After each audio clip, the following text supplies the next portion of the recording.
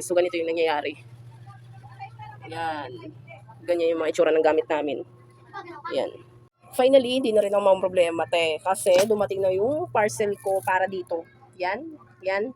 Yung mga bukbuk din nangangahulog. So, dumating na yung parcel ko. Ayan. Unboxing natin.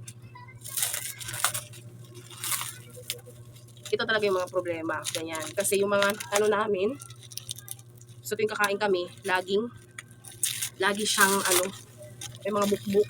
Tapos makati siya sa mukha. Tapos pag umihiga kami dito sa baba ng iday, nahulog siya pag may umaakyat. So ayan. So wait lang. So ito na, te. Dumating na, di ba? Kasi nabitin ako doon sa isa eh. Dito sa kabila, di ba sa kabila ng meron. So dumating na. Okay. So samahan niyo ako magkabit. Magkabit. So, i-voice over ko na lang kaysa mag-music ako. Baka tayo alam siyo na,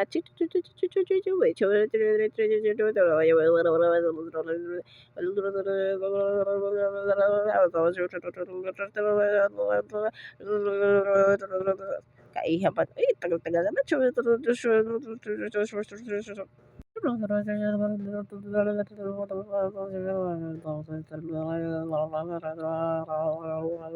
So, finally, natapos din ako. Tingnan nyo. Kaso guys, ang problema is, itong, haligi na to. Diba? So, kailangan na lang siya ayusin. Pagastos tuloy ako. Lipat-lipat kasi. Yan, lipat-lipat kasi. So, ito na lang problema ko. Ano kayong pwede kong ilagay dito sa kahoy na to? Diba? Linis kasi pag may sticker eh.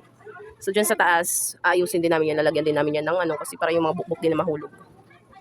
Swerte nitong susunod na titira dito, wala nang problemahin pag alis namin dito eh.